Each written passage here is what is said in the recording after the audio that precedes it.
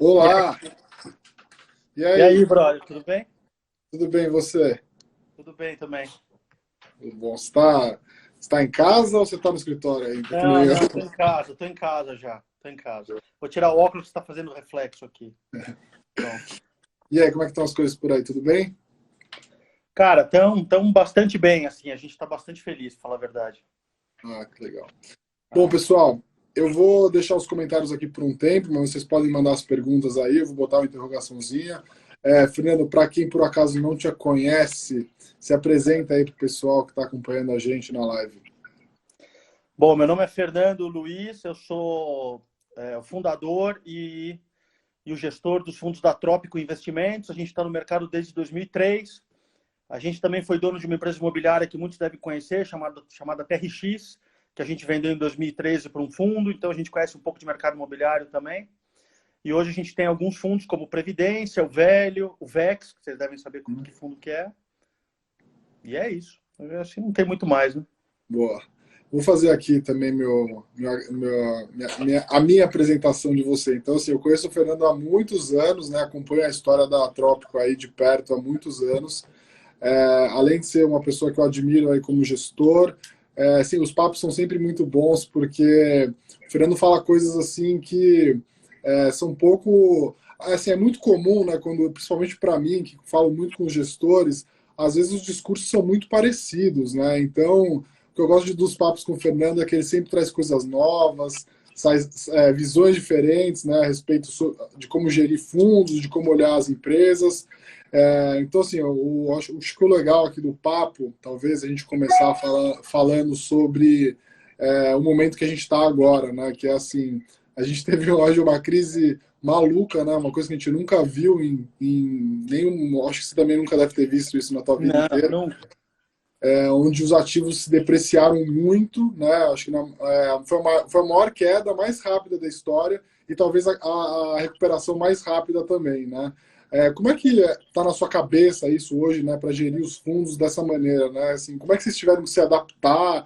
Como é que foi viver esse momento maluco, né, de ver as cotas, as ações despencando, né? E o que foi importante ao longo desse momento de crise, né, para um gestor que é bastante experiente, o que foi mais importante aí na gestão, principalmente do Velho? Depois vamos falar do VEX também, que é um fundo aí que mais recente da casa, mas tem trazido bastante, tem tomado bastante atenção também do mercado, né? Bom, assim, a primeira coisa é que a gente teve dois cenários, né? A gente teve o cenário do Velho e o cenário do VEX. Uhum, Então, eu vou falar do cenário do Velho, né? A gente Isso que você falou de que foi uma queda muito rápida e muito abrupta, eu nunca passei por isso antes, nem em 2008. uhum, Então, para falar a verdade, o que a gente aprendeu nesse negócio é que mesmo a gente tendo 25% de caixa no fundo, isso uhum, não evitou que a gente caísse muito. Que é uma coisa que quando o mercado cai devagar e quando ele corrige devagar, o caixa sempre funcionou. uhum, Porque você vai comprando, você vai mudando as posições e o fundo acaba se adaptando. E a gente lá trabalha de forma bastante devagar, a gente não é trader. uhum. E não adiantou nada, assim, eu tinha 25% de caixa no velho e o fundo caiu 40%. Não Uma adiantou loucura. nada. Então, quem que se deu bem nessa crise? Quem se deu bem nessa crise é quem tinha proteções, principalmente fora do dinheiro. Uhum, E que a gente tem feito isso ao longo dos anos. Isso ajudou bastante a gente, principalmente no ano da eleição do Bolsonaro, onde a gente uhum, fez muitas proteções. Mas o que acontece é que no começo desse ano, como o mercado estava a 120 mil pontos, as proteções estavam muito caras, tinha muita volatilidade, muito volume, e as proteções estavam bastante caras, e a gente resolveu esperar um pouco mais. uhum. Não adiantou, né? A gente esperou um pouco mais e o mercado veio em cima da gente e o fundo caiu. Olha, cara, assim, eu vou te falar de uma posição específica, porque fica mais fácil para mim quando eu consigo não falar de cota de fundo e falar das posições, né? Uhum. Alô? Uhum, Ela, acho que já dá para a gente começar a olhar. Bom, ela foi para 7,5. Então, isso no espaço de 2, 3 semanas. uhum, a nossa visão nesse momento foi não fazer nada. A gente não sabia quando que ia terminar, a gente não sabia o que estava acontecendo com o mercado, a gente não sabia qual era o efeito nas empresas. Mesmo os CEOs e CFOs das empresas que a gente conhecia também não sabiam o que estava acontecendo, porque elas estavam bem estruturadas e com bastante caixa, e vindo de um trimestre muito bom, que foi o primeiro trimestre. Então, a gente tomou uma atitude, que agora dá para ver que ela foi certa, de falar, olha, não vamos fazer nada. Não vamos sair de posição nenhuma, não vamos mudar nenhuma tese. Uhum. O que a gente fez de mais efetivo foi que é o seguinte: o nosso processo de compra de participações ele é bastante lento.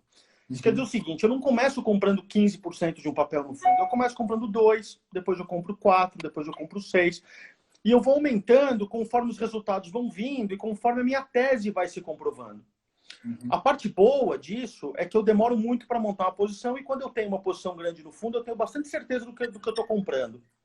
A parte ruim é que quando o mercado sobe mais rápido do que eu estou confortável para ter uma posição, eu geralmente perco uma rentabilidade muito maior porque eu tenho uma posição pequena no fundo. Bom, dito isso, o que aconteceu na crise? As posições que a gente estava montando de pequenas empresas, não é de pequenas empresas, de boas empresas, mas participações pequenas que a gente ainda estava aprendendo, elas vinham com uma premissa pré-crise. Uhum. O que acontece quando o mercado está 120 mil pontos, 118 mil pontos, e você está com caixa no fundo? Você começa a ser um pouco mais elástico na sua análise, você concorda? Você começa a considerar um pouco mais de crescimento, você começa a descontar um pouco mais descontar um pouco menos de taxa de juros, sabe? O seu WACC cai um pouco. Você começa a pedir um pouco mais de growth do que velho, porque o mercado está um pouco mais caro, digamos assim. Uhum. E a gente estava analisando algumas empresas nessa linha, com outro mindset. Quando veio a crise de março, a única atitude efetiva que a gente tomou é o seguinte: mudou o cenário, tudo que a gente estava montando vende tudo. Então, de repente, o fundo que estava com, sei lá, 22% de caixa virou 32%. Uhum. Então, e isso aconteceu de fato. A gente concentrou mais o fundo, ele ficou mais concentrado nas coisas que a gente conhecia, e as coisas que eu estava montando, como o mindset mudou, eu vendi tudo. Uhum. E ao longo da correção, quando a gente achou que já estava na hora de voltar a comprar, a gente começou a comprar as empresas que a gente achava que tinham modelos de negócio mais saudáveis, com vantagens competitivas mais evidentes, como, por exemplo, Bradesco, Banco do Brasil. A gente falou, isso aqui, sabe, Bradesco a R$16, Banco do Brasil a 20, Sonai a 19. A gente falou, cara, isso aqui não tem muito erro, a gente conhece bem esses modelos. Depois que a gente fez isso, a gente começou a aumentar a posição daquilo que a gente conhecia mais, que foi Movida principalmente, Sonai, que foi numa segunda onda também. E por último, a gente começou a comprar novas posições que a gente achou que tinham caído demais, que inclusive eu nem comentei isso no relatório. A gente comprou Minerva também, isso eu coloquei no relatório. Sim, Minerva estava R$14, ela foi para 7. A gente comprou Minerva de novo. E é isso, cara. E daí a gente comprou umas posições novas, ainda que inclusive a gente está montando. A gente está naquela fase de comprar devagarinho, sabe? Hoje teu caixa está por volta de quanto? Hoje o meu caixa está por volta de 11%. E hoje eu estava conversando com o Flávio para a gente começar a vender uma das posições nossas que a gente aumentou na crise, que no caso foi Oi. E a gente ficou com uma posição muito grande de Oi nos fundos, porque ela dobrou, né? A gente comprou na crise a 70 centavos, ela foi para 1,70, 1,80, e a gente começou a vender um pouquinho para enquadrar, então meu caixa provavelmente vai começar a aumentar daqui para frente. É importante, né, fazer... A maioria das pessoas acham, não entendem, né, de como é dinâmico. É claro que alguns gestores são mais rápidos, né, e operam de forma mais dinâmica, mas, assim, é importante você todo dia, né, para o gestor, o trabalho dele é, no final das contas, olhar para a carteira de hoje, né, e ver se ela reflete o que você gostaria de ter. Se tudo virasse caixa hoje, o que você compraria no fundo? As pessoas tendem, né, a olhar muito o que aconteceu no passado, né, e isso de alguma maneira influenciar as posições. Aliás, você comentou aí sobre a carta, eu recomendo o pessoal que está acompanhando a live, até teve uma pessoa aqui que falou, The Bald Investor, falou que a carta é muito boa. A carta eu li uma vez, li hoje de novo, a carta é muito boa, assim. Aliás, essa é uma maneira muito boa de entender como funciona a cabeça do gestor, aprender um pouco de como analisar as empresas. E também, se você é um investidor, né, do fundo, principalmente, aí é quase que obrigatório, né, você fazer esse acompanhamento. No final das contas, o investidor de fundos, né, ele é sócio do gestor. Então, é importante ele entender ao longo do tempo, né, como funciona a cabeça do gestor para tomar as melhores decisões, né? Você estava falando aí de alguns casos, o pessoal gosta muito aqui de falar dos casos, né, de empresas, né? No caso de Movida, né, me parece que o mercado penalizou muito porque achava que o negócio ia ser dizimado, né, destruído, né, ia ter uma mudança completamente no shape, né, do negócio, né? E eu acho que o mercado penalizou mais Movida do que até Locamérica e Localiza. Você entende isso de alguma maneira ou é só ser uma questão comportamental assim do mercado? Eu acho que aconteceram, assim, claro que você fazer análise em retrospectiva é muito mais simples, né? Mas o que eu vi foi que, como em todo bull market, né, muita gente tinha algumas posições sem entender direito o que as empresas faziam. No caso das locadoras, isso ficou bastante evidente, porque não só investidores pessoa física venderam a empresa, mas muitos fundos também, de gestores famosos, venderam tudo que eles tinham na carteira só porque os aeroportos tinham fechado. Ou melhor, deste lado, para mim, eu acho que faltou primeiro um pouco de calma, mas segundo, faltou um pouco de entender de fato o que você estava comprando e o que é o negócio. As locadoras não vivem somente de carro em aeroporto, alugando desse jeito. Eles têm outros produtos, tem frota, tem o Mensal Flex, você tem vários tipos de negócios dentro das montadoras, dentro das locadoras, que não necessariamente iam ser afetados da mesma forma. Eu escrevi uma coisa no Twitter há um tempo atrás e que eu acho que explica bastante isso. Eu escrevi no relatório também. Em bull market, muita gente esquece de analisar negócio porque não faz muito sentido. O cara compra qualquer coisa e o negócio sobe. O problema vem quando acontece a correção, porque você não sabe exatamente qual é a sua referência, né? Por que você comprou aquilo? Quanto que aquilo deveria valer? Ou melhor, quanto que aquilo deveria valer? No caso das locadoras, a nossa visão não é uma visão para comprar durante 2, 3 anos, é uma visão para 10 anos. Sim, eu também acho. Entendeu? A gente acha que existe uma mudança de mindset no mercado, muito disso baseado na estrutura etária e social, uma parte disso relacionada ao custo do dinheiro. Você sabe que o negócio de locadoras depende muito do custo do dinheiro, porque ele tem que comprar o carro financiado, daí ele usa o carro, vende o carro, deprecia, né? Vende o carro, o dinheiro volta para o caixa, ele compra mais carro. Então, isso é basicamente uma operação financeira, não é uma operação mecânica. Então, quando você vai para o menor nível de juros da história, esse é um tipo de negócio que se beneficia demais quando você consegue ter uma escala mínima de comprar bem o carro da montadora e conseguir vender bem o carro depois na ponta. Então, a gente não achou que esse negócio fosse acabar por causa do Covid. A gente achou que esse negócio ia ter um ano ruim. E a gente não sabia quão ruim ia ser. Agora, eu não tenho dúvida de que as 3 empresas líderes de mercado, né, que são a Locamérica, a Movida e a Localiza, elas têm extrema qualidade e são ótimas. A única coisa é que eu acho que a Localiza está muito mais cara do que ela deveria ser se você comparar com a Unidas e com a Movida. E com um agravante, né? A crise, ela faz com que essas empresas tenham que gerar caixa.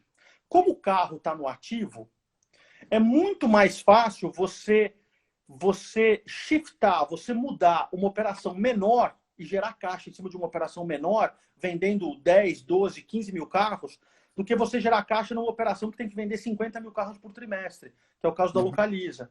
Então, na nossa tese lá atrás, a gente até pensou que talvez fosse uma boa hora de comprar a Localiza em vez de Movida, mas a gente pensou, mas calma aí, numa crise como essa, que as empresas têm que gerar caixa, e elas têm hoje, e assim, elas não estão quebradas, elas estão bem estruturadas, quem vai se beneficiar é quem for mais ágil, e quem é mais ágil é quem é menor, e não quem é maior.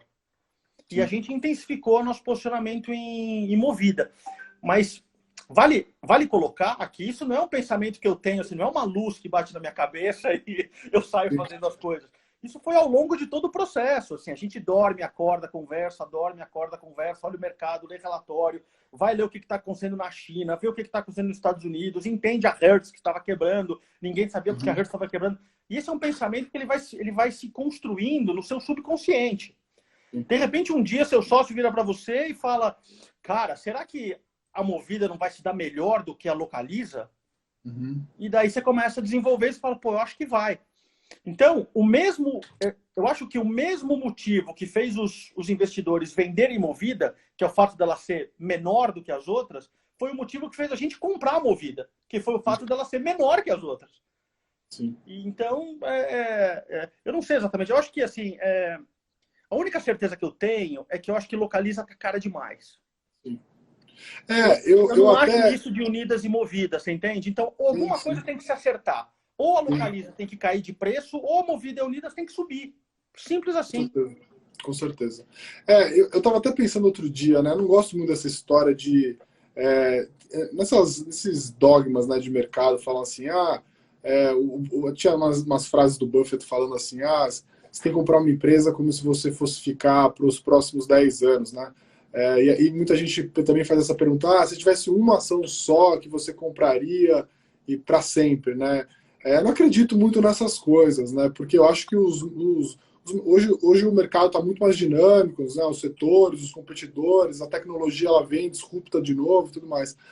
Mas eu acho assim, se eu fosse obrigado a fazer alguma coisa, né, e eu tivesse que comprar algum setor, e eu não gosto de comprar setores, mas eu acho que esse é um setor que, assim, olhando daqui para 5, 10 anos, né, eu vejo que é um setor que eu gostaria de carregar assim como um portfólio. Se eu fosse pensar assim, que setores eu gostaria de ter para daqui 10 anos, porque eu entendo que ele vai refletir um crescimento dentro do Brasil de alguma coisa onde empresas líderes têm muita dominância contra empresas menores, né? E ainda já é um setor que, vamos dizer assim, hoje entrega resultado, tem boas margens, tem crescimento. Para mim está muito assim. Eu gostaria de que Locamérica e Movida nunca ficassem caras, né? Para eu não ter que um dia isso me fritar a cabeça e eu ter que vender. Mas sabe, Renato, essa coisa de você falar, quero ficar com a empresa há 10 anos, a gente ficou com juros durante 13 anos, 12 anos, e a empresa foi melhorando.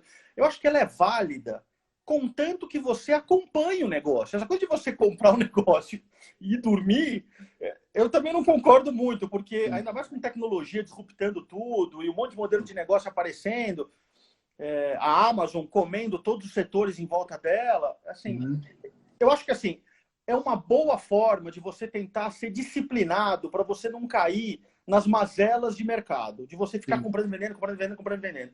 Mas claro que você tem que acompanhar o negócio, assim, é claro que você tem que acompanhar o negócio, né? E eu concordo com você, assim, eu acho que esse setor, ele é um setor que tem muito ainda para acontecer. Cara, a penetração de hack no Brasil é 5% da população, cara. É muito pouco, é muito pouco. Então, assim, essas empresas, elas estão redondas, elas estão funcionando muito bem, né? Tem muito espaço pela frente.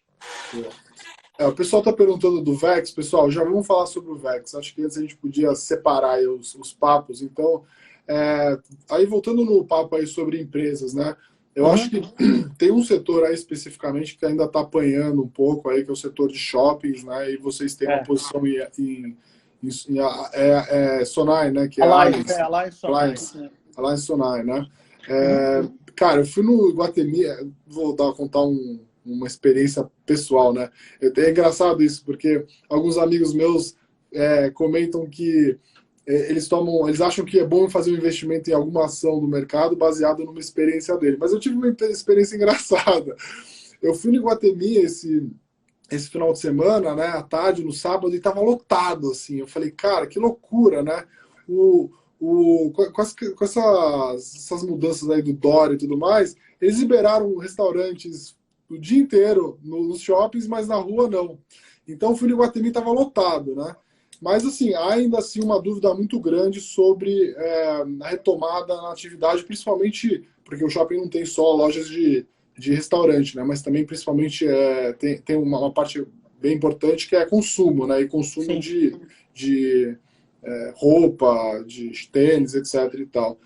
Acho que esse é um setor ainda que quem não estudou direito lá atrás deve ter vendido e continua achando ruim, né? Acho que você podia falar um pouquinho aí sobre o setor, o que vocês gostam dessa posição.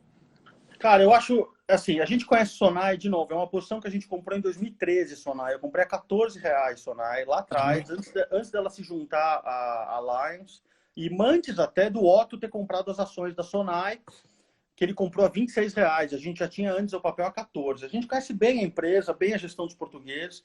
A gente conhece bastante a Alliance também. Cara, assim, a gente pode falar da Sonai em si, eu acho que assim, melhor, né? não tem problema, mas assim, o setor de shoppings como um todo, eu acho que é um caso clássico de vantagem competitiva que traz margem ao longo do tempo, porque isso o Pérez da Multiplan, ele explica muito bem nos calls dele, né? No Brasil, o shopping ele não é um lugar muito de compras, ele é um lugar de entretenimento, de união da família, de comer, de passear, de ir no cinema. E todas as cidades grandes, se você for olhar, elas foram feitas em volta dos shoppings. Não é possível você ter vários prédios de 40, 50 metros quadrados de área sem ter um shopping perto, senão o cara vai se matar, não tem como.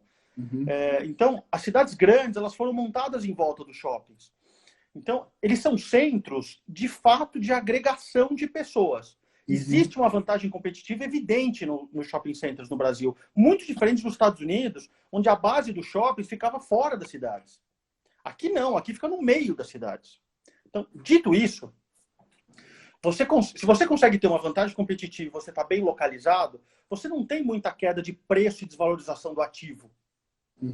Principalmente. Então, o que vira é uma questão de quanto tempo as pessoas vão ficar sem ir no shopping e quanto tempo os varejistas vão demorar para voltar e retomar as vendas, tendo em vista que as pessoas vão muito mais no shopping do que ficam fazendo compra na rua. Eu não tenho dúvida de que o ano dos shoppings, esse ano aqui dos shoppings, não vai ser um ano bom, eu não tenho dúvida disso.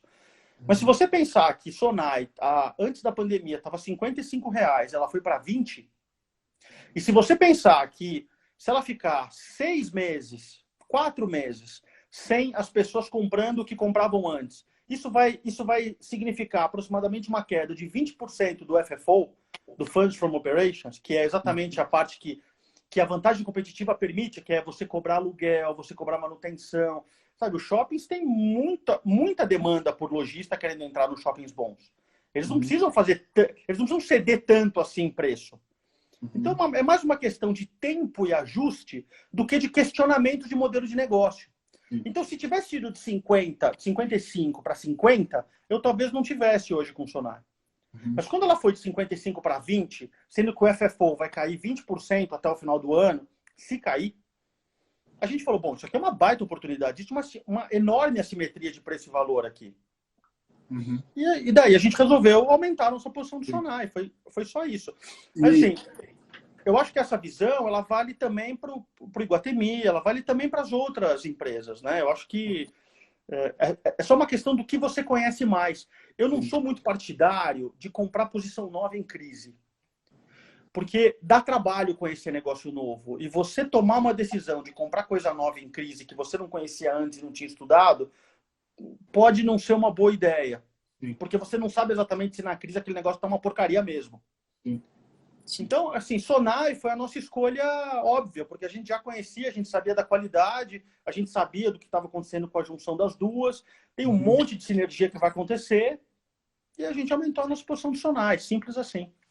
Boa. Teve até uma pergunta aqui do Mário falando por que é Sonai e não BR Malls ou Iguatemi ou outro shopping, né? É mais por conhecer mais, acompanhar mais de perto o case, né? Cara, eu acho que assim, a gente gosta muito de Iguatemi, a gente já olhou, a gente gosta de BR Malls, a gente já olhou. Assim, BR Malls eu sempre achei caro, nunca achei BR Malls barato.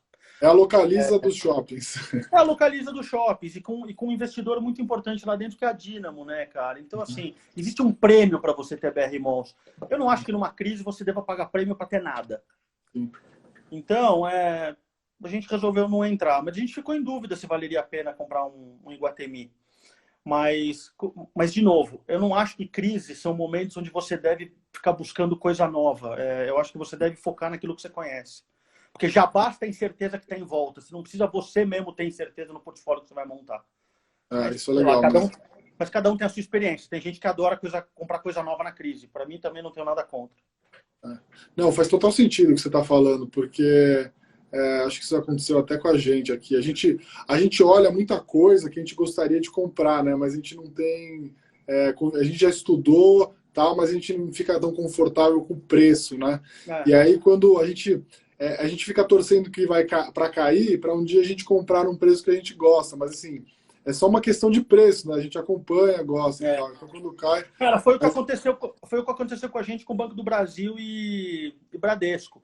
A gente, durante muitos anos, teve uma posição bastante relevante de Itaú. Eu lembro. Então, a gente já conhecia os bancos, a gente já cobria todos eles, a gente já entendia como era a dinâmica de todos eles. Então, assim, quando o Banco do Brasil bateu R$ 20, e quando o Bradesco bateu 16, a gente falou, bom, é meio no-brainer, né? Tudo bem. Legal. Tem uma outra posição aí que eu acho que vocês falam bastante, que para mim é algo que eu nunca consegui analisar direito, porque eu sempre achei muito difícil, que é Minerva, né? E é uma empresa que você acompanha há muito tempo. Muito tempo.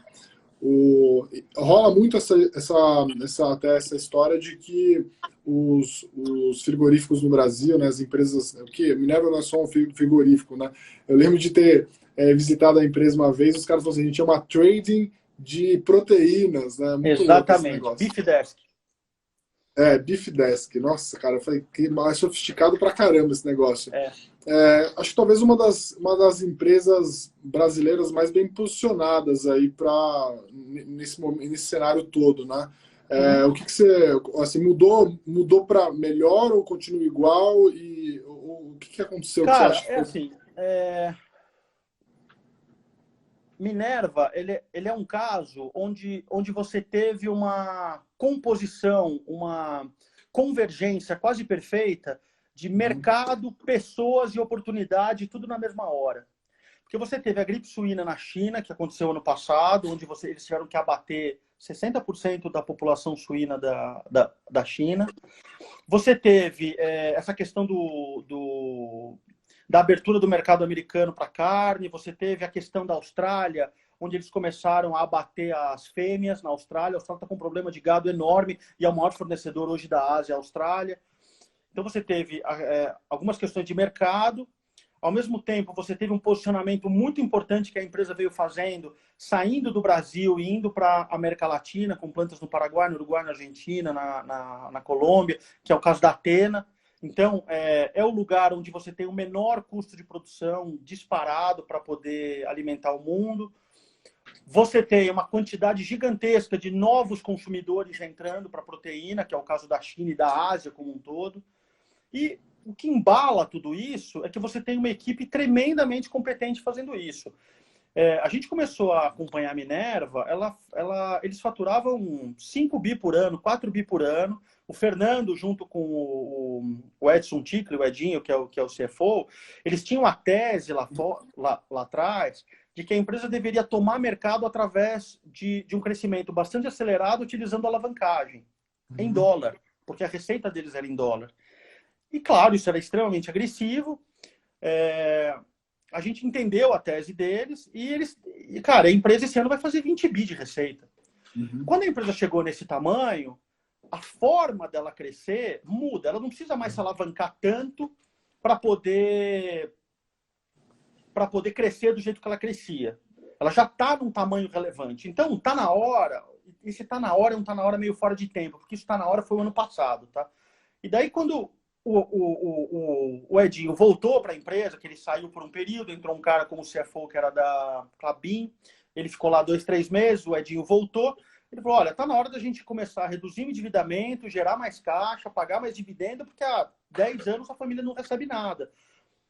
E a empresa vai continuar crescendo, porque ela está bem estabelecida na Ásia. Então, cara, é muito difícil de analisar porque você tem uma estrutura financeira que tem muita dívida em dólar, muito recebível em dólar, o mercado local bastante grande, a Athena que está separada desse negócio e também tem uma planta na Argentina. Definitivamente não é um negócio fácil para analisar. Como que você compõe isso? Você compõe isso com uma equipe muito competente, muito dedicada e que quer, de fato, fazer o negócio acontecer de forma transparente. Eu, particularmente, assim, tem 2 CFOs do mercado que eu gosto muito, que é o Marcelo Batti da Suzano, que foi meu chefe, e o Edinho do Minerva. Eles sabem muito bem como que você trabalha com dólar, com câmbio, com hedge, com tudo isso. E, cara, e Minerva é um caso desse, sabe? Se fosse um CFO mais mão fraca, eu talvez nunca teria Minerva. Uhum. Porque não é fácil você desalavancar uma empresa em dólar num país como o Brasil. Você concorda, você sabe disso, né? Então, cara, eu acho que assim, é uma bela tese de longo prazo. E tem uma outra coisa que as pessoas não entendem. As pessoas ficam olhando minério e falam assim, porque o boi subiu, o boi caiu. Se o boi subiu, a margem dele cai. Se o boi caiu, a margem dele sobe. Não é bem assim. Eles são traders de boi. Eles repassam o preço. Então,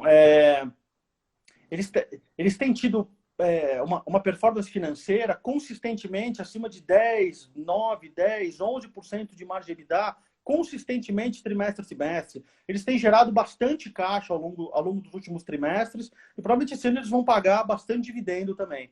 Uhum. A gente acha que esse ano a empresa vai fazer mais de 2 bi de EBITDA e possivelmente vai dar mais do que 500, 600 milhões de lucro líquido. Cara, é um baita resultado para uma empresa de commodity como Minerva. É um baita negócio, sabe? Esses caras vão distribuir talvez 50% do lucro em dividendos. Assim, esse segundo TRI especificamente, a nossa relação com Minerva é a mesma relação que a gente tem com Movida, que a gente tem com Sonai. A gente fala com eles toda semana. A gente acaba se tornando amigo deles. Cara, eu posso falar com um nível bastante alto de certeza que Minerva vai ter provavelmente o melhor resultado do segundo TRI da história da empresa nesse segundo trimestre. Legal. Então, assim, é bacana você ver um negócio desse, entendeu? E é um caso de longo prazo. Sim, sim. Bem difícil de analisar. Por isso que eu acho, inclusive, acho que tem uma discussão aqui que a gente concorda muito, né, de que a gestão ativa no Brasil funciona de verdade, porque, assim, primeiro você tem a histórico de vários gestores que têm tido bastante sucesso batendo o benchmark, né? Primeiro, assim, acho o Ibovespa um benchmark, um índice ruim, né?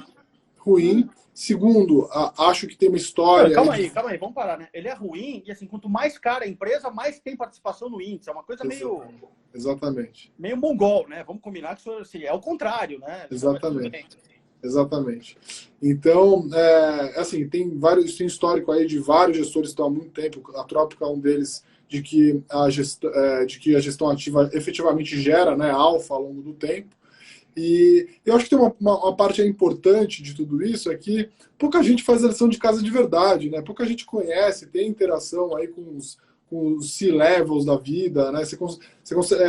Eu vejo muita gente falando sobre ações e não empresas, né? Você está falando aí empresas, você falou o nome das pessoas, você falou margem, você falou receita, você falou lucro, você falou dividendo. As pessoas falam de ações assim, como se fosse... Se fosse um negócio etéreo, né? Que é desconectado do que o negócio né? Eu já percebi isso também.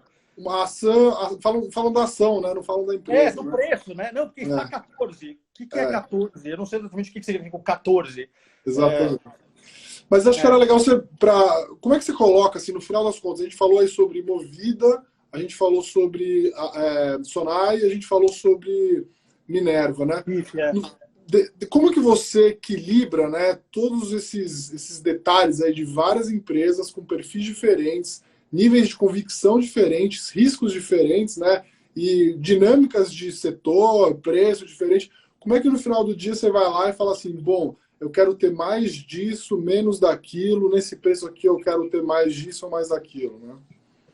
Para falar a verdade, é muito parecido com o que você está falando, porque é o seguinte, apesar de quando você olha um portfólio, ele é uma foto na sua frente, a pessoa abre a CVM, olha lá a carteira do meu fundo dos últimos 3 meses, uma coisa assim, o nosso portfólio ele é um filme. Uhum.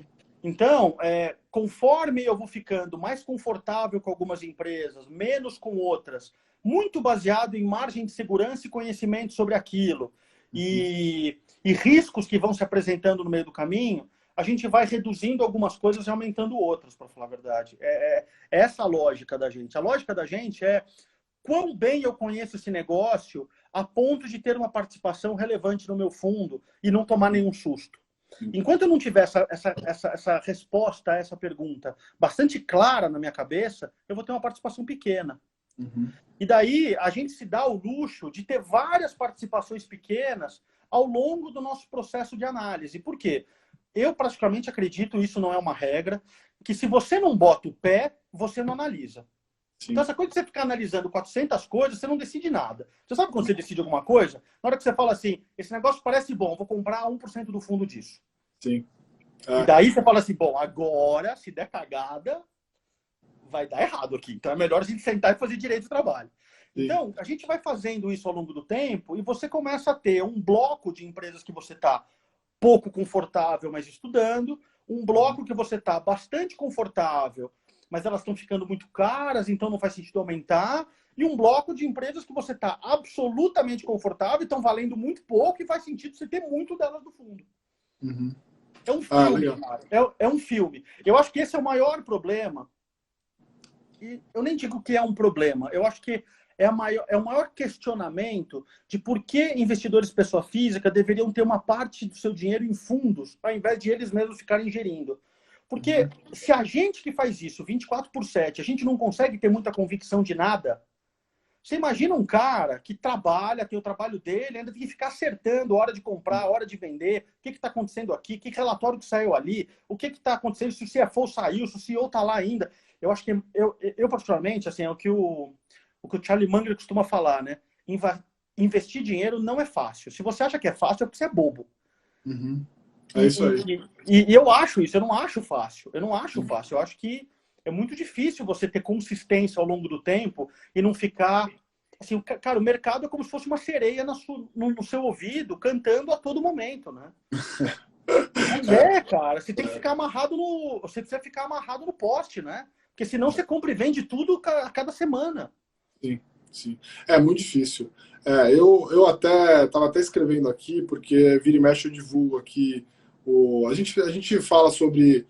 Eu invisto em ações, invisto em fundos, e eu falo, né, que assim, eu investindo em fundos, eu viro o melhor investidor de ações, e quando eu invisto em ações, eu entendo melhor o que os gestores me falam, né, e viro o melhor investidor em fundos. Né? Eu acho que é uma coisa que até recomendo aí para quem quiser. Eu acho que assim, não existe um mundo onde as pessoas não tenham bolsa. Você precisa ter bolsa de alguma maneira, né? Ou você investe através de um gestor experiente, né, que está fazendo isso há muito tempo, ou você acompanha um analista que vai te dizer quais são as melhores empresas e quando você deve comprar e quando vender, ou se você quiser estudar por conta própria, né, tenha bastante disposição e tempo para fazer isso, dá muito, porque assim, não tem como você fazer qualquer tipo de bom investimento sem estudar muito antes. Então, você sabe, tem um investidor que eu gosto muito, que é um cara bem velho de mercado, ele tem um nome meio fora, as pessoas hoje em dia não sabem mais quem são esses caras, o nome dele é Américo, não sei se você já ouviu falar. E um dia eu fui conversar com ele sobre Itaú, e ele, daquele jeito dele, simplinho, de falar que não faço conta de nada, não é de fazer conta, é tudo com um cara que gosta de planilha, não gosta de nada disso. Ele falou para mim assim, o Roberto Setúbal, ele é o melhor banqueiro, provavelmente, do mundo. Ele consegue trabalhar numa economia como o Brasil e gerar um ROI de 20%, 25% ao ano, durante 20 anos. Quando eu compro a ação desse cara, esse cara trabalha para mim. Eu, hoje, sou sócio do melhor banqueiro do mundo. Cara, é de uma simplicidade tão genial isso. Mas no final é exatamente isso, né? Essa é a última derivada, né? É você acabar tendo o melhor banqueiro do mundo trabalhando para você, não é mesmo? Exatamente. Não, quando eu mostrava algum negócio para ele, ele falava exatamente isso. Ele falava assim, para que o Roberto trabalha para mim, porque eu não preciso de mais ninguém trabalhando para mim. Então, Mas é de uma simplicidade tão genial que você começa a entender por que existem os Buffett da vida, sabe? Por que existem esses caras, sabe? O Charlie Munger da vida, que ele fala uma coisa que é tão óbvia, aí você fala, porra, como é que eu não pensei nisso antes? Mas é claro que é isso. Vamos mudar de assunto aqui, que o pessoal quer muito saber, né? Vocês têm um fundo aí que vai completar agora 2 anos, né? Eu lembro até a primeira vez que a gente falou sobre o fundo lá atrás, que é o Trópico Vex, fundo que tem apresentado uma performance espetacular aí, bem diferente do que a gente encontra aí no mercado, né? Um fundo que tem uma vol muito, muito baixa, tem entregado um retorno aí bastante consistente, né? E que vocês anunciaram que iam fechar, né, com 250, estão fazendo aí um crescimento ordenado, que é assim como todos os gestores deveriam fazer, independente do capacity. Eu acho que todo mundo deveria cuidar bem do estoque do dinheiro ao longo do tempo, né? Porque você tem cotista novo todo dia, né? Sabe o que é isso? Ó, cabelo branco, ó. Sabe o que é isso? Ó? É cabelo branco. Você fala, ó, eu já fiz muita bobagem na vida, deixa eu fazer direito isso aqui, né? E aí, então fala um pouco do Vex. Teve até alguém que perguntou aí sobre capacity. Vocês já até escreveram na carta, então acho que é melhor você falar sobre o fundo do que falar sobre o capacity. O pessoal depois pode ver aí na carta que eu falei, que tá bem legal, vale a pena. Mas é 250 milhões, né, o capacity. Para falar a verdade, cara, assim, o Vex está passando provavelmente pelo período mais conturbado dele desde que ele nasceu, que foi em 2015, a estratégia foi em 2015. Porque é o seguinte, ele é um fundo de arbitragem de ações, onde ele opera muito. A operação dele é toda sistemática, ou melhor, não é a gente que opera, são robôs que operam. A gente opera volumes muito grandes o dia inteiro. Então é um fundo que tem hoje 220 milhões, ele opera 40 milhões por dia, 30, 50 milhões por dia. E ele pega só distorções de preço entre vários pares do mercado, onde a gente acredita que existam correlações entre esses preços ao longo do tempo. Ele só pega ativos extremamente líquidos e a gente não pega ativos onde a gente acabe fazendo o preço desses ativos com o volume que a gente opera. Então, hoje ele trabalha em cima de uns 25, 30 pares. Tá? O que acontece? O VEX ele se apropria muito de volume e de volatilidade. Porque ele monta e desmonta pares 10 vezes por dia. Então ele compra A, vende B, daí compra C, vende D, daí diferencial de arbitragem inverte, ele vende D e compra C, ele faz isso, e tudo via robô, porque isso são spreads muito pequenos que você tem que fazer muito volume. O que acontece quando, nas últimas 4 semanas, o mercado só sobe sem parar? Acabou a volatilidade, né? Então o mercado está basicamente unidirecional. Então, o que está acontecendo com o VEX? Ele tá dando uma performance abaixo do que ele deveria dar, porque a gente não consegue fazer as arbitragens no volume. Assim, no volume a gente consegue, mas no diferencial de preço que a gente acha que deveria ser. E o que a gente está fazendo nesse momento? A gente está acumulando participações. Então, se você pegar, o que está acontecendo com ele? Ele dá menos 200 CDI, menos 100, menos 50, menos 80. De repente, numa sexta-feira, ele dá 1000 do CDI. Porque faz assim, de repente o mercado blum, inverte. Dá um dia que ele cai, daí você consegue desmontar aquela posição naquele dia. O VEX pode ficar até 20% comprado nesses pares ao longo do tempo. Ele está hoje comprado 6%. E ele está 95% em caixa. Imagina isso. Mas é isso, cara. Assim, o VEX, se eu for falar para você de como ele está nas últimas 3, 4 semanas, ele não está indo bem, não, cara. Ele não está indo muito bem, não. Ele está indo muito bem no ano. A volatilidade dele é uma volatilidade calculada. Isso quer dizer o seguinte, eu não preciso falar para você que eu não acho que volatilidade é risco, né? Então, para mim, volatilidade é resultado de cálculo. Então, eu compro A e vendo B. A que nível de preço eu vendo B e recompro A? Isso me dá uma volatilidade, porque se esse preço variar para cima ou para baixo, eu consigo calcular a variação que eu vou ter e eu executo a compra. Então, quando eu falo que a volatilidade do VEX é 0,7, 0,8, 1%, ela é uma vol de chegada. Eu calculo mais ou menos a volatilidade do fundo e executo os robôs em cima desse diferencial de preço. Isso não tem nada a ver com o risco dele. Porque a vol do VEX é muito baixa, portanto o risco dele é baixíssimo. Não, cara, não é isso. O risco dele é baixíssimo porque ele tem 95% em caixa. E é por isso que o risco dele é baixíssimo. Então, além da vol dele ser baixa, ele tem muito caixa. Isso faz dele um fundo extremamente seguro. Então é isso, cara. O VEX é isso. Eu acho que Muita gente já está se perguntando porque o VEX tem performado muito bem, mês após mês, muito bem. E essas últimas 3, 4 semanas ele não tem ido muito bem. Basicamente é porque o mercado perdeu a volatilidade, o mercado só sobe. É só isso.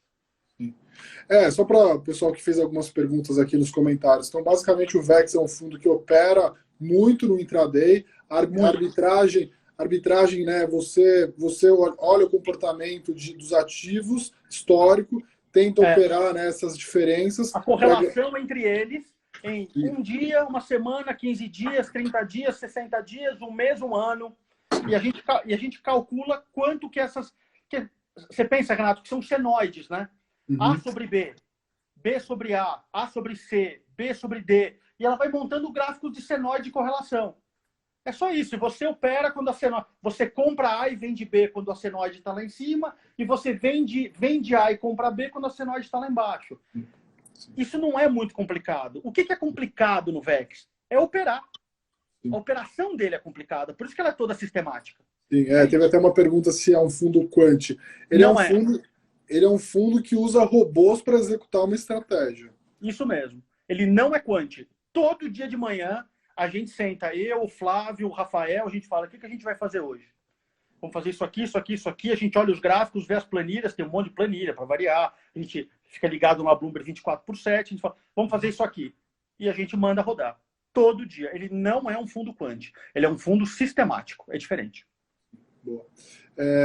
Tem alguns, assim, além do então, assim, só para resumir aqui quem chegou mais tarde, a Trópico, além do fundo de ações long only, né, um fundo que fica comprado quase entre 80% e 100% na maioria das vezes, né, em ações, vocês têm um fundo sistemático, que é um fundo VEX, que é um fundo sistemático da casa, não um fundo quant, né, um fundo que opera, um fundo de arbitragem que opera de forma sistemática. O pessoal também está perguntando sobre o fundo, o cash, né? Que é um fundo para as pessoas colocarem a sua reserva, né? Então...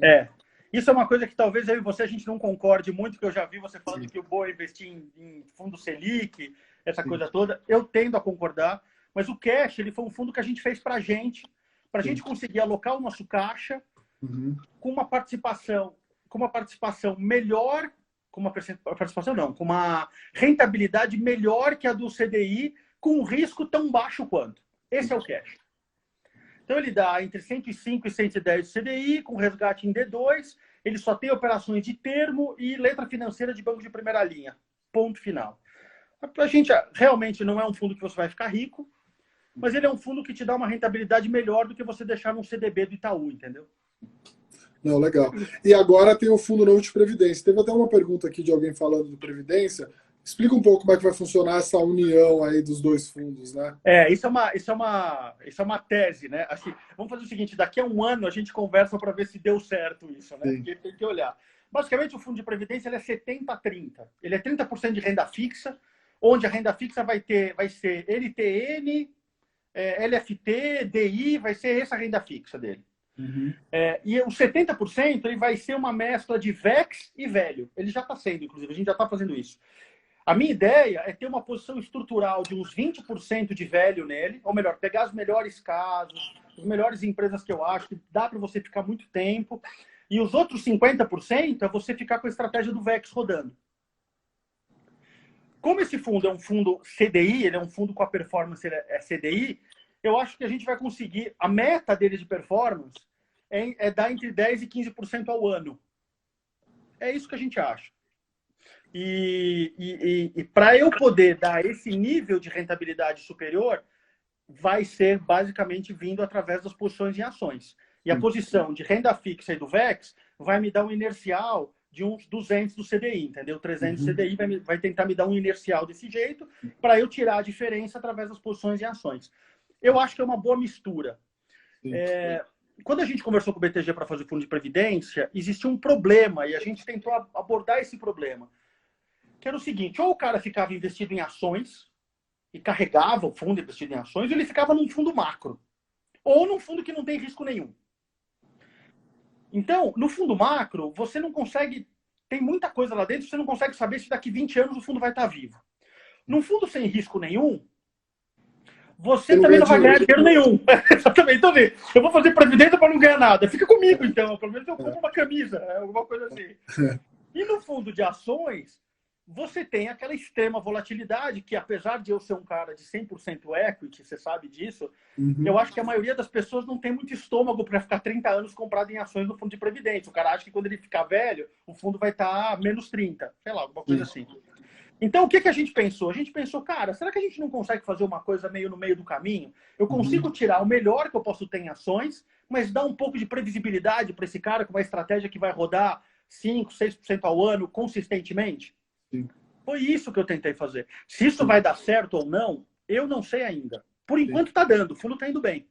Sim. Mas, de novo, o mercado faz 4... Assim, o fundo começou dia 25 de junho. A gente está hoje no dia 27 de julho. Então, quer dizer, faz um mês que o fundo está rodando. E por enquanto está indo bem. Mas esse é o arcabouço. Eu espero que dê certo. Eu acho que faz sentido. Não, eu concordo 100%, porque assim, é assim que as pessoas investem no mundo, né? Assim, a gente tinha uma jabuticaba aqui que era um CDI muito alto, né? O CDI caiu, tá? Aí depois a gente tinha os juros longos, né? IPCA mais da vida também muito alto. Isso também caiu e provavelmente a gente não vai ver mais. Então, a única maneira de você construir dinheiro, construir riqueza, né, de forma previdenciária, ou seja, preservar o seu poder de compra ao longo do tempo, gerar retornos acima da inflação, é através de negócios, empresas. Não né? tem outro jeito. É isso aí. E a Previdência, né, o produto de Previdência, especificamente no Brasil, ele tem vantagens espetaculares. Né? Não tem come-cotas. Ele tem aquela questão do imposto de renda regressivo, que para quem tem o mindset correto, pô, esse negócio de imposto regressivo é sensacional, pô. Depois de 10 anos, o cara não paga mais imposto, né? Ele paga 10% de imposto, né? Então, assim, mesmo assim, a gente gostaria, por exemplo, né, de que a legislação já tivesse caminhado para um lado onde a gente pudesse investir 100% do dinheiro em ações num fundo de varejo normal, como isso é possível, né? Hoje, normal, você consegue investir em opções, em fundos alavancados, mas você não consegue investir num fundo de previdência long only, né? Não, calma aí, é pior que isso, né? O cara vai na corretora, ele consegue tomar termo alavancado e virar do avesso. Mas ele não consegue botar no fundo de previdência 100% de ações que não alavanca. Eu acho que um 70-30, ele, dado que, vamos dizer assim, um gestor de ações, historicamente, entrega aí entre 15% e 20% ao ano, cara, no 70-30, se ele entregar 10, 12, cara, é um baita retorno, cara. Assim, é um baita retorno que você não vai conseguir. Se você pegar o meu Kager, olha, o meu Kager do velho, ao longo de 18 anos de fundo, é 20% ao ano. Se você pegar nos últimos 4 anos, meu Kager está por volta de 30% ao ano. Faz sentido que quanto mais longo eu tenha meu histórico, mais próximo de 20, mais próximo de 18 eu esteja. Então, assim, eu montar um fundo de previdência de longo prazo para dar uns 10, 12% ao ano, sendo que ele vai ter 20%, ou nos melhores momentos, talvez ele tenha 40% em ações. Por exemplo, se eu tivesse montado o fundo de previdência no começo de abril, talvez ele tivesse 70% de ações. Mas, assim, em condições normais, temperatura e pressão, talvez o melhor seja ele ter 20, 25% de ações. Cara, é factível você pensar, ó, se o meu Kager é 20 e eu vou ter 25% de ações, eu vou ter 5% de ações. E mais uns 4, 5% de operações de renda fixa e VEX. Pronto, tá feito. E ninguém vai morrer de ataque cardíaco. Foi mais ou menos essa linha. E quando eu falei com o BTG, eles gostaram. Falaram, pô, isso aqui parece legal. Falei, bom, vamos ver se funciona, né? É só isso. Eu acho que é um produtaço, assim, eu acho que as pessoas vão ter que começar a entender. A gente vai largar de ser aplicador, né, para ser investidor. Investimento é um negócio que você tem que olhar com um time frame diferente, né? Você tem que olhar 5, 10, 15 anos. Não adianta querer, assim, o CDI morreu. Cara, muita gente entrou na bolsa muito rápido por causa dessa queda de juros e com mindset que precisa melhorar. Você já viu isso antes, eu já vi isso antes. Tem muita gente que vai perder o pé. Não existe mercado que só sobe. E, assim, muita gente entrou agora, faz os últimos 2 meses que o mercado só sobe. Tem que tomar cuidado. É normal, cara. É normal. Acho que o trabalho de vocês é fantástico nesse ponto, né? Isso tem que educar a galera e falar, calma, muda o time frame, compra empresa boa e vamos devagar. Legal. Última coisa que eu queria te perguntar, dado que eu não consegui te perguntar, é um case que eu acho que uma das primeiras pessoas que eu ouvi falar bem, assim, com profundidade, foi de Oi. Teve algumas pessoas que perguntaram aqui nos comentários, a posição que vocês têm ainda, né? E vocês estão pensando em reduzir aí agora, né? Um pouquinho. Essas notícias aí recentes de oferta e tudo mais, chegam a animar ou ainda o case é muito complicado? Não, cara, olha, o case ele era assim, a gente começou a comprar Oi no meio do ano passado. Ele era um case muito mais complicado. A gente tinha uma participação. Lembra aquilo que eu te falei no começo, que a gente vai comprando um pouquinho, vai tentando entender? Oi foi um caso exatamente como esse. Ela tinha vários. A diferença de Oi para uma outra empresa que funcione no mercado regulado, normal, esteja operando, não seja uma empresa em RJ, é que a Oi tinha vários tombstones muito bem demarcados de como que o risco dela ia ser reduzido ao longo do tempo. Então, ela tinha que vender a participação dela na Unitel, ela tinha que resolver o problema da regulamentação em Brasília, para eles pararem de ter que investir em orelhão no Nordeste. Tinha uma série de tombstones que, aos poucos, eles foram caindo e o risco do negócio foi reduzindo. Até que chegou abril, né? Chegou esse negócio, ela chegou a 1,30, depois ela voltou para 0,70. Ela vendeu a participação dela da Unitel, ela botou 2 bilhões de dólares no caixa. O Rodrigo Abreu, que é o presidente da empresa, ele é um cara extremamente competente, a gente tem conversado com ele algumas vezes, ele sabe muito bem o que ele quer. A gente olhou o negócio de divisão das empresas, a gente foi estudar as empresas lá fora para saber como que essas divisões são precificadas lá fora, do jeito que elas são splitadas aqui. A gente entende que a Oi é uma empresa que tem uma vantagem competitiva gigantesca, porque é o maior hub de fibra ótica que tem no Brasil hoje. Todas as outras empresas são ligadas na Oi. Se a Oi cair, cai todo mundo. Uhum. E para você ter 5G, você precisa ter fibra ótica. Então, a estratégia do Rodrigo Abreu de não investir em telefonia móvel e investir muito em fibra ótica, que é o que ele está fazendo, está dando um puta resultado. Então, pense o seguinte, você tem um negócio com vários tombos que estão sendo batidos, você tem um gestor extremamente competente, uma equipe que ele tirou toda da TIM para tocar o negócio, uma estratégia muito clara de como criar valor, e credores que entendem que criar valor para o negócio é muito mais legal e muito mais lucrativo do que simplesmente você quebrar a empresa inteira e cada um levar a sua parte. Sim. Daí a gente falou, bom, acho que agora vale a pena a gente investir mais nesse negócio. Bom, dito isso, o que está acontecendo hoje é ruído pré-M&A, pré-decisões importantes. E eu acho que isso vai ficar desse jeito até o dia 17 de agosto, que é quando vão abrir as propostas, vão ver lá o que o fundo da Colony está fazendo, a TIM, a Claro e a Vivo provavelmente vão fazer uma proposta tão boa quanto o fundo fez, o fundo tem que captar esse dinheiro no mercado, esses caras têm esse dinheiro no caixa, tem uma série de partes móveis ainda. Mas, cara, a estratégia, na nossa visão, a estratégia do Rodrigo Abreu está correta. Uhum. O negócio vai acontecer e os credores, cara, de novo, eu posso estar completamente errado. Então, assim, isso não é uma recomendação de compra. Mas sim, eu acho que, pelo que a gente analisou, existe uma probabilidade bastante alta dos credores aceitarem esse negócio, porque faz sentido para eles. Pelo que a gente viu como foi o negócio lá atrás, viu como eles fecharam o deal, viu que eles não tiveram haircut nenhum, viu que eles vão receber daqui a 30 anos o dinheiro. Tem uma série de partes móveis nos contratos que a gente foi estudar e que quando a gente viu a proposta do Rodrigo Abreu, a gente falou, cara, é bacana o cara aceitar isso aqui. Isso aqui é bom para todo mundo, é bom para a empresa, bom para o acionista, bom para o credor, bom para a Anatel, bom para a concorrência. Então, a nossa visão de hoje é essa. Era uma posição que tinha 7% dos fundos e acabaram virando 20%, porque foi para 1,70%. A gente está reduzindo agora, porque está 1,80%, né? É isso. Boa. Basicamente é isso. Eu acho que assim, vem muita turbulência pela frente, mas eu acho que é uma turbulência positiva. O Ricardo fez um relatório muito bom sobre a Oi, e ele abriu direitinho os números de quanto vale os ativos, de quanto a empresa pode valer. Cara, a Nord tem um relatório ótimo sobre Oi que todo mundo deveria ler. Se não leu ainda, deveria ler. Boa, valeu. Ó, a gente está faltando 17 segundos aqui para a gente terminar. Foi uma aula, passou muitíssimo rápido. O pessoal pediu para você voltar de novo para falar sobre outros assuntos. Queria te agradecer de novo, agradecer a Trópico. Pessoal, entre no Instagram